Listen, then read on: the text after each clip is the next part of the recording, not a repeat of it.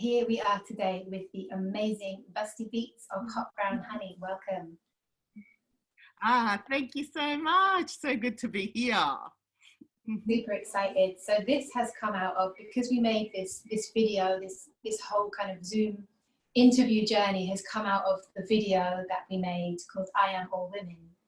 We interviewed 4 of those women, and of the 4 we interviewed, 3 of them spoke about you and your amazing work. And I was like, yeah, I was like, I feel like you are representing and really covering everything that kind of the goal of this mini project was, in terms of kind of talking about gender roles, looking for change and kind of moving forward. So super honoured and excited that you were able to make this today. Yeah. So I thought we'd start with just diving into kind of a little bit about Hot Brown Honey, where you are and what you guys do. Yeah. Yes. So Hot Brown Honey, like to call it a, theatrical explosion, of just like activism, dance, song, circus, poetry, everything. We just use everything, actually. So we came out of, actually, Hot Brown Honey started as a club night. So back in the day, well, around 2011, 2012. And it really came just from, I'd already been working with Lisa for many years before that. It really came out of a sense of frustration and feeling quite, oppressed and a bit angry that there weren't more brown and black bodies on stages, like across the board. Like we're in Australia, so we're in the colonies, right? And it is, as they really hold on to this idea that firstly, there's only one narrative that can be seen as excellent. And secondly, that Australia is a white place. It's actually, Australia's a black country, and many countries, I'm on the lands of the Yuggera people right now. Australia, it has a black history, and pretty much, the Indigenous people here are black people. So we were really, we were also meeting so many brilliant artists, brilliant femmes, black and brown femmes of colour, who were all on the fringes. And it was then kind of, well, same with Lisa and I, we were working on the fringes. And we really just decided that, like, after these couple of these crazy club nights, we were just like, you know what, it's time we were centre stage. Like, there is just so much beauty, talent, amazingness, like political thought, critiquing going on, and there's no spaces for it to happen. So we were like, right, what do? We kind of set ourselves a task of going, we want to create this show that involves all these different artists with all these amazing stories, and we went in pretty hard going, we want to be centre stage, we want to be on the main stage, and we want to play at the Sydney Opera House and the South Bank Centre and all these places, because that's where we really felt these artists deserved to shine. So we're lots of music, lots of lots of dance, lots of costume. We're like all the things. Any way that we can tell the story, we used it. Love it. And I had the pleasure of seeing Hive City Legacy. I've seen it twice actually, because it's so good. I could definitely see it again. Every now and again I get Anybody Got Time for That in my head, and I'm like, yes. Like the message of it, it's like sometimes I use it in a WhatsApp chat, someone's telling me a story and I'm like it's just such a solution for everything. And I feel like you offer so much in your work. It's almost like you're giving people a mantra of how to live and how to kind of navigate in this very patriarchal, misogynistic racist world that we live in. So Yeah. thank you for being you. Thank you. And I mean, working on Hive City Legacy, I mean, that belongs also to those artists, those Black artists who were on board. And, you know, Lisa and I often talk about how we make work too. And that was definitely a facilitation process more than a, you're going to do this process, you know, because all of those artists are brilliant in their own right. They're all independent artists working it, you know, and at that time it was just such a joy to see them all together on stage. Yeah. Yeah, and that links to, because I know you say make way for the matriarchy, and like it kind of makes me think of this, like, you know, I'm speaking a lot with my friends of what might a kind of a female system, you know, we have the patriarchy right now, but what does the matriarchy look like? And are you making work from that kind of matriarchal space? Like, for example, that you're saying it's not my work, it's our work. That sounds very, very matriarchal. So can you explain a bit what make way for the matriarchy means?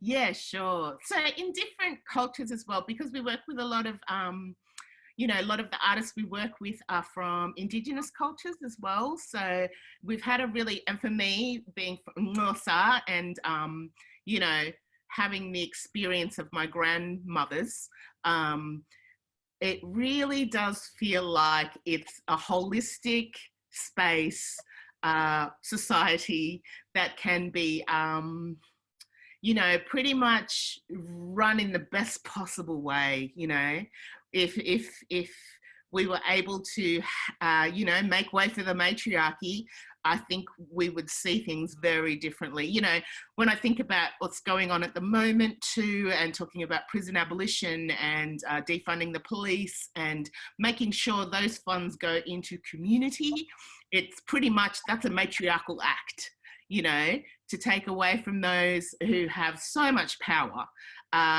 for not great reason, or, you know, and the consequences have been so massive around the world to see. I feel that's a matriarchal act.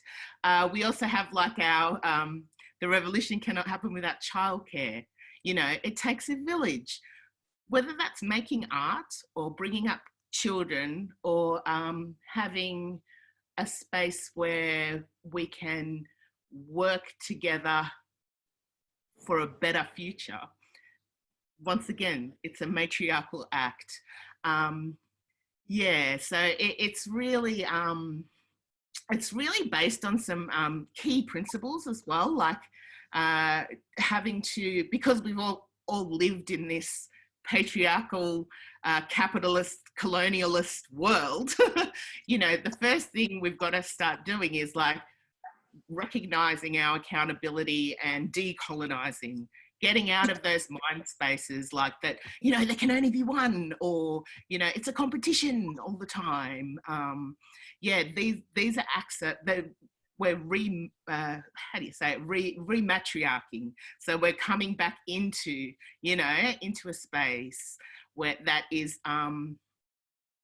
female-led, you know, and specifically Black and Indigenous female-led, you know. So, yeah, I mean, I could talk about this for hours. We've talked about it. I'm interested. Yeah. I was thinking about that in terms of kind of the, you know, these interviews that we've been doing, and the topics that have been coming up a lot have been around like the ceilings, you know, that people are experiencing in the UK, and because we're kind of, the experiences that we're looking at are in the UK, but, you know, ceilings and kind of like that not having the confidence to go for it, not having the confidence to speak up, not knowing how to deal with the fact that they can't break through. So like, I think this is so important. It's like, this is the key of like the magic that you've done. You've broken you've broken those ceilings, you know.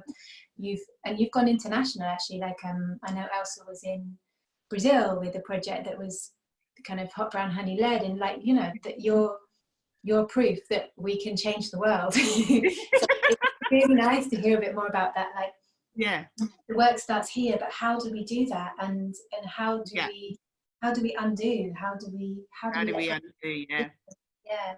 So I'd love to hear more about that. I know you say activate. Is it activate pollinate, liberate. Pollinate, liberate, yeah. Yeah. Yeah. And that was like, that came to us, oh my gosh, it's so interesting because we were trying to think, we were actually in Calgary about to start our Canadian tour when we were talking about High City Legacy and like kind of coming up with these ideas, and we didn't know who was going to kind of be in it at all. And we were talking about this idea of like, you know, how, you know, just say we get all these people that we don't know or who don't know us, like we want to create a bridge, like, and I'm like, hashtags. Let's try and do it. Like, let's use the right words to try and get the message across. And that's when we came up with activate, pollinate, liberate. Yeah. Yeah. Okay. And I think the other one you say is decolonize and moisturize, you know. Yeah, like, decolonize and moisturize. Yeah, that was one of the actual first ones when we were kind of doing some script writing that we came up with, because we were just like, every part of this, it's like the like what Audre Lorde, the poet and amazing writer, talks about self-care as warfare. You know, it's actually by your self-preservation and having the time for yourself and your community, it means you're able to hold space. You know, so that's really decolonize and moisturize. We're like, oh my God, that's what it's all about. Like, you know, making sure that us and our communities are okay, and that we can actually, because decolonizing is really hard.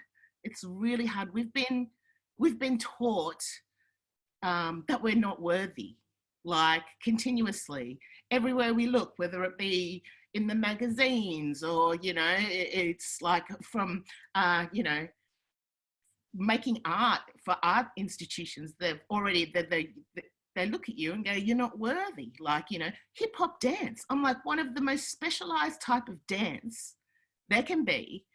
And there is a definite thread of that's not art. That's not high art enough. I'm like, oh, yes, it is. You know, it's like, yeah. So it's really, it's a constant battle. But you know what, this whole COVID time into Black Lives Matter has really kind of brought to the surface these unjust systems and these unjust and institutionalized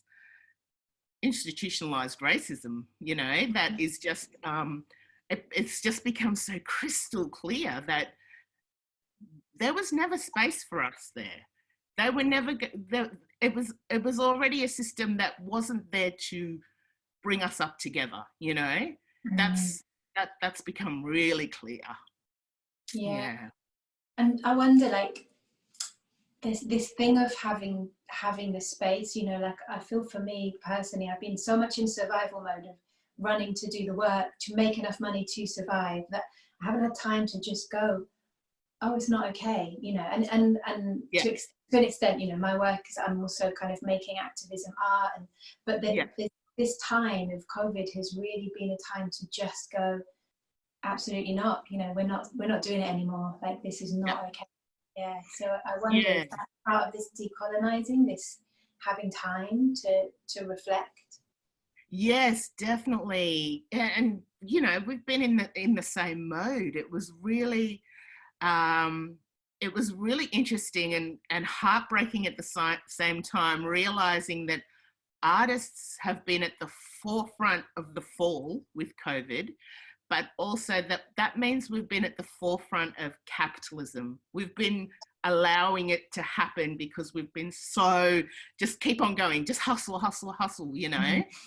So that for me, that took me a little bit of time to get over, because I was like, wow, we have been trying to create a little world, you know, where obviously all these structures, the pressure of like, you know, have been pushing on it all the time. And so I was like, wow, we need to be accountable that we were in that cycle. Like, you know, we were really in that cycle. And now not being able to perform live is very difficult. But it's also been that time to go, if all these structures are falling the arts should be leading this. The arts should be artists are the ones who felt it first. Artists are the ones that have been living in the new normal the longest. So we've been living in a different reality, you know. We've always been on that edge anyway, but like now it is really, really, it's happening. And how can we now move forward and forge a way that is not going to be like it was, you know? It's, but people are doing it. It's happening everywhere. Everyone's thinking about it and putting it out there as well, you know. I'm quite, I do love the call out, because I'm like, this is actually the consequences of so much stuff. It's not like the call outs back before COVID. This is really different. This is community actually going, we've got your back. We know it's not right, you know? Yeah. So, and I think this is the first step. The first step of truly decolonizing is everybody taking accountability. The truth has to happen first before anything else. And there has to be a bit of retribution as well. Before we can get to reconciliation or any other way of doing things, we need to go through this messy, messy period and really start looking and critiquing how we can move forward. Yes, amazing. Yeah, I totally agree. And you know, I think that it's going to be a hard time, but it's also going to be such an inspiring time and such a time for change. Yes, yeah. thank you. I want to check what questions I've said that I'm going to ask you and I haven't asked you yet. Yeah, it's sure. so exciting getting to speak to you that I'm like, oh yeah, maybe a little bit about you. Like, oh yeah. like your journey, like how did you, you know, both in terms of like how you are such a evolved thinker and speaker, also in terms of the art you make and, you know, your journey to here. It'd be really cool to hear a bit about that. Yeah. Well, I feel like I've had a really, you know, as much as it's been quite turbulent journey, it has been, you know, I feel like I've been very privileged to meet a lot of and work with a lot of amazing artists, because I'm based in music. So I get to work with dancers, circus artists, other musicians, like, you know, amazing game changers and trailblazers, you know. So I've really been able to work in a whole heap of different worlds, you know, and the patriarchy really loves their like boxes and genres and like, you know, but I feel like I've had this great ability to move through different parts of the artistic world. So, you know, that's why I'm like, now I'm in like a lot of different groups, like, and we're all talking about the same things. Like the musicians are talking about this, the dancers, like, I'm like, everyone is talking about this. That's why I have a lot of hope at the moment.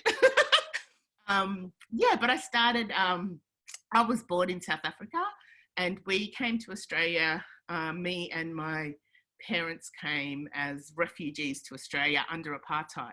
So in South Africa, music, a lot of music was banned. Like my mum wasn't able to do ballet or, you know, or a lot of the arts weren't allowed at that time. So this is the 70s. And so when my dad was part of a teachers union, so he had to get out. And my mum was very political too, even though she's very like, I wasn't that political. I'm like, you were pretty political. You were the secretary of the Labour Party, like, you know. So, yeah. So coming to Australia was very, you know, it was very, it was jarring, I think, because it's, we actually found out the information later. It's just so interesting. Like apartheid actually started in Australia in a place called Rockhampton, where like one of the prime ministers had visited Rockhampton and really was inspired by the white Australia policy and what was happening, felt that, you know, black people were really kept in their place in Australia.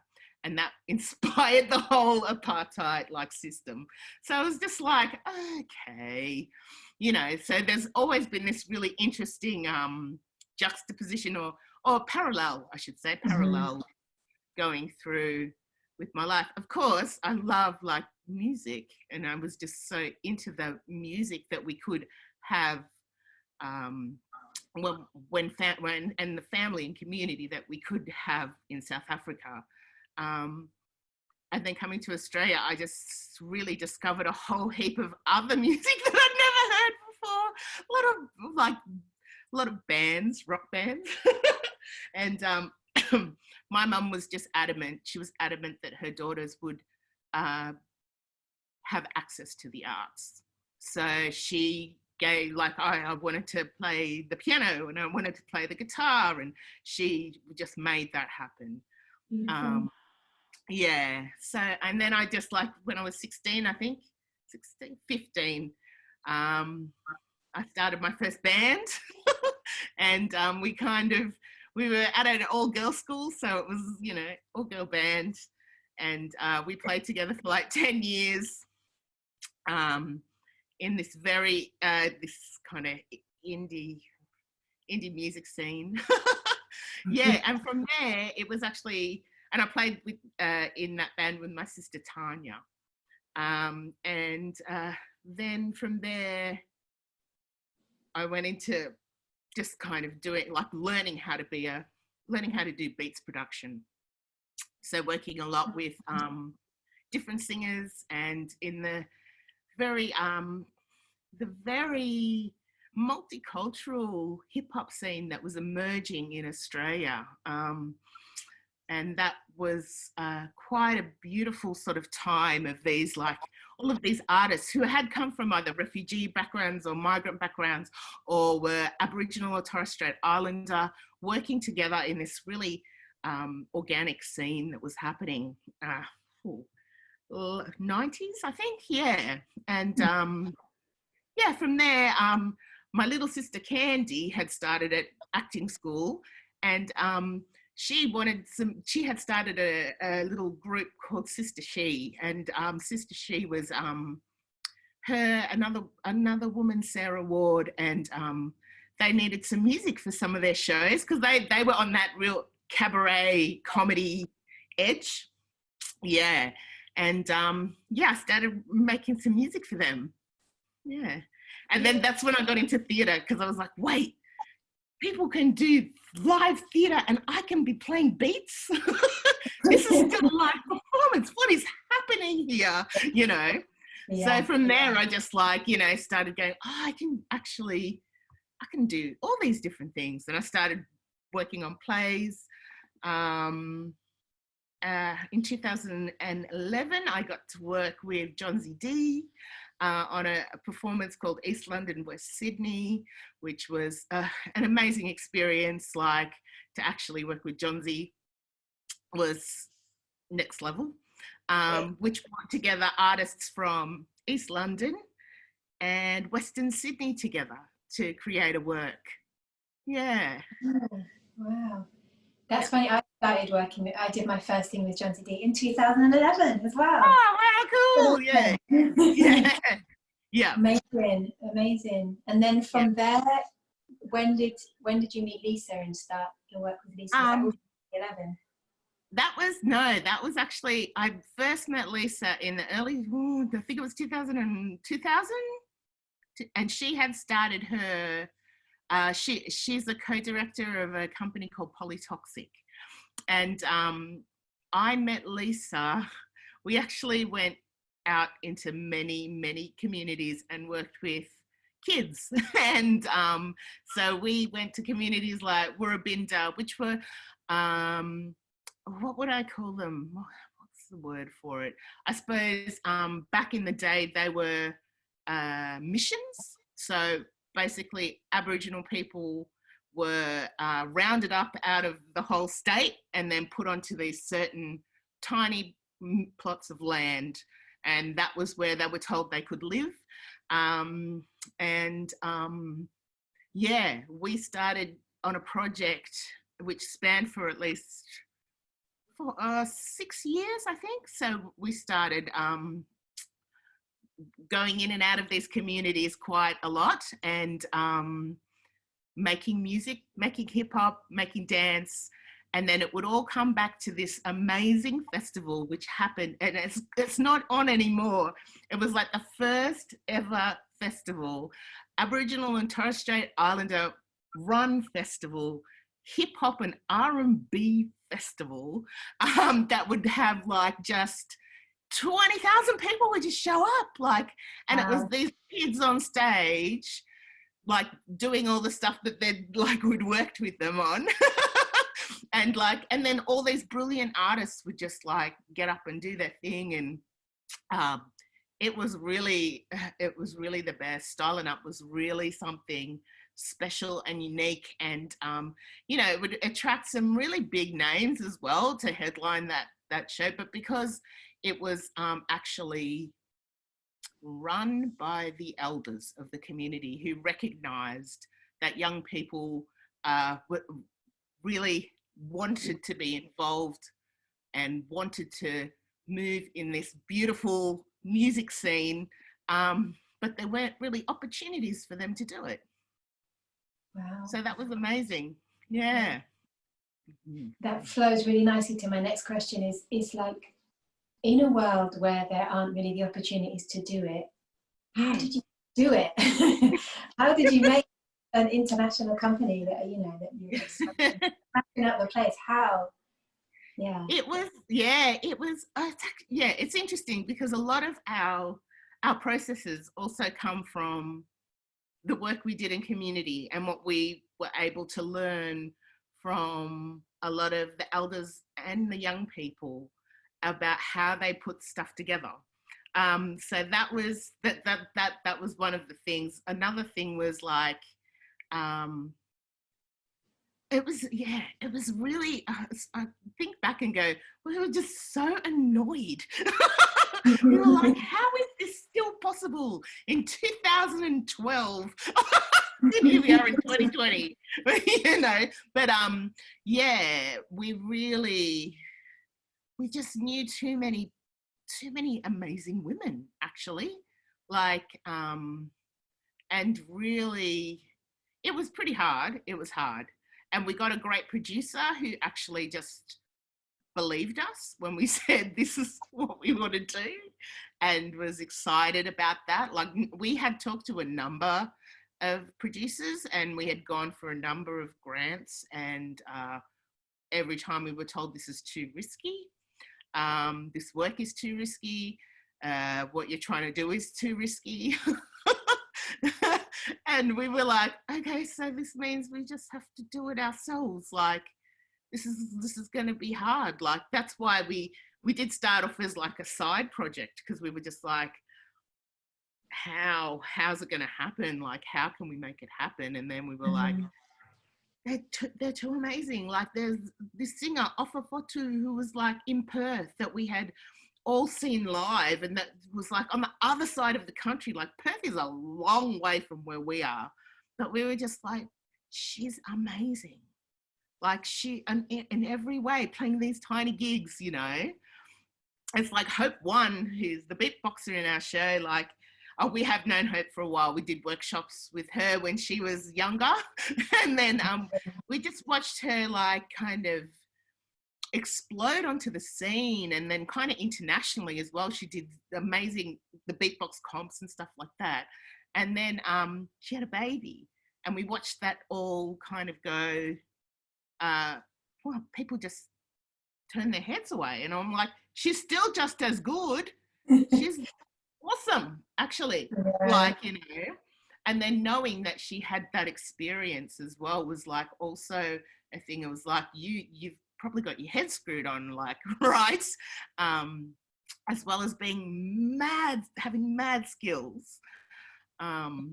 Yeah, and even Crystal, who like is our circus artist and does aerials, and she was probably the youngest member of the crew, and we'd actually heard about her because there's a school called the Fruit Flies, which is like a circus school in Albury Wodonga, and awesome. Yeah, she was like, we'd also heard about some of her skills, and also that she was like had Indonesian heritage, you know. And in Australia, you're like, we were always looking for people who were up for telling a story about Black and brown women. Yeah. Yeah. So, I mean, it's still been, and then Rowdy, I've known Rowdy for a number of years now as well. And it just seemed like just perfect for, she came on a trip to Australia, and we were like, come to the show, you know, come along, of course, you know, her and Carly. And we were like, yeah. And then she was, after the show, she's like, I'm going to be in this show. I'm like, that's what I want. Yeah, girl. Yeah, you know. And she's like, I'm going to make it happen. I'm like, yes, you are. The seed's already there now. Yeah. So beautiful. Yeah. So beautiful. Let me just check. I think time-wise, I should let you go soon. But yeah, it would just be cool to hear about, like, if there's any offerings of inspiration that you have, and maybe a bit about kind of what you're doing next. One of the things I find so inspiring about you as a collective is like that you're not just reliant on funding, that you're also making, you know, that you have like you have your badges and your kind of online shop, like you have lots of different ways. It's like you're not stuck to one thing, you're not attached to those spaces, or that's what it seems like from me. So that's really inspiring. It would be gorgeous to hear a little bit about that, like how you came up with so many different ways, like how you're so creative with how to create income streams. And then if you have any kind of like advice or offerings for what people should do next, and where we can see you next, or find you online, find you online, time. Yeah, well, definitely. I'll try. Okay, yes. The merch has been really important to how we roll, because before this, it was about raising money so we could take the kids on tour, because we just felt that was, and this was a collective group. Like everyone was like, yes, we all agree that this is something that needs to happen, because we weren't sure how else it could happen as well. It was just like two single mothers in this crew, like, you know. And so, yeah, and Lisa, Auntie Lisa really has been driving it, because she's just like, nah, this is really important. And we were like, yes, it is, thank you so much, you know. And so we've got this line of merch, and now what we've tried to do is now, you know, take it online. And because it's not so much about childcare on tour, we're like, how else can we use this income stream? And we were like, we just keep coming back to the same things. We just need to see as many beautiful Black, Indigenous, women of colour, just women being pushed into the limelight and making sure that they are seen. You know, so we started up this Instagram series with just like one of the honeys being able to just chat with another artist, and they can just choose who that artist is. And I feel like that has been really great, because it's, I mean, we're getting some great conversations, and that's really important, because the conversation just needs to keep going. Yeah, it just can't stop now, like. And so, yeah, and we also are trying to, you know, self-fund a number of different ways of other artistic, you know. We want to make the album. We've been wanting to make that for a long time, you know. And we've got the new show, which is like the Hot Brown Honey Revolution, which is just, we just want to bring everyone together. So all the artists we know, we just want the biggest revolution. You know, people are still like, are you sure that's something? We're like, band, choir, yes, multiple areas, multiple dances. Yeah, you know, we're like, why not? Why wouldn't you think that we could do that? Of course, that's what we want. You know. all the Yeah. Hive City legacy, like, you know, everyone. Um, yeah, yeah. So it's been really quite quite intense to try and self-fund. I can't say, like, we still try and go for things all the time, like, you know, but we keep on trying to just think laterally because you know, it's the matriarchy. We've got to think about how, you know, it's like mutual aid. You know, it's community. How do we get money out there to who needs it? Yeah, yeah, That's me hugging you for that. Like, just so inspiring. Yeah, cool. But like, you know, it is just thinking of the second question. Oh, was that the inspiration? Yeah, like if you have any suggestions for like how can people be more hot brown honey?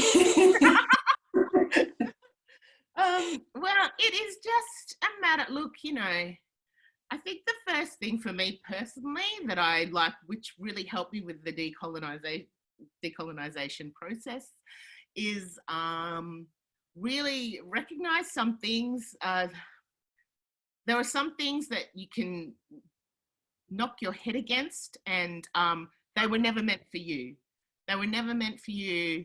There are always cracks. There are always light coming through the cracks. So it's like, how can you find that? You can always, you have to look for it. You have to really look for it. Find your people, of course. Like, you know, and that's all about relationships, and that can be really difficult at times too, but it's worth it. Yeah, and just remember you're worthy. You are so worthy in spaces that have constantly said you are not. Like, you know, from the beginning of colonization, they've said you are not worthy. And it's just not true. It's completely not true. And, you know, at times it's hard not to believe it because, you know, whether you see, you know, you're not getting what you want, maybe that's not what you need though, you know, maybe it's something else that you actually need. It's about being open to the universe, open to the mother, you know, to go, this is the right thing for you, you know. And I suppose it's inspiring too because I've just seen there's so many people at the moment. I feel so very not alone, even though we're all stuck in our houses and, you know, unable to do very much. But I just go, we are not alone in our thinking. We are not alone, you know, and the arts has the capacity to change culture. I really believe that. Like, this time we need to be telling the story of this time. It hasn't been told. Our stories haven't been told, you know, so it is really important, as hard, and sometimes, you know, there's a lot of trauma that's been brought up. There's a lot of, you know, anger, and I'm in for the anger, actually. I think that's very necessary to keep fires burning. With the trauma stuff, that can be debilitating. So wherever you can find that light or find that way of to keep creating, that is going to be the ultimate, because the art's going to talk. People are going to look back at this time and look at the art. Yeah. my eyes kept on like welling up as you were speaking. I was just like, yeah, I'm so glad to have you here, to have people hearing you, you know, like, I think the work you're doing is just so important and is shining lights for so many people. So thank you for you. Thank you for being here today. If there's anything else that you're like, I just want to say this, if there's something we need to see, something we need to check out. Yeah, check out the Hot Brown Honey Insta chat series. They're really great. There's some amazing artists on there. Links down there, everyone. Yeah, and then also Oh, what am I working? I'm working on a couple of really exciting projects. So Polytoxic, which is Lisa's other company, are putting on an amazing, it's going to be a projection with like aerials and the storytelling of the now, sort of like a heartburst to artists at this time, and how we have actually already changed the world just by changing our whole process at this time, you know. So that's called Snapshot. That's going to be on at Brisbane Festival in September. So that's something to look forward to. We don't know if people will be going to it, but it will be probably live streamed, you know. We'll be there on live stream then, for sure. Yeah.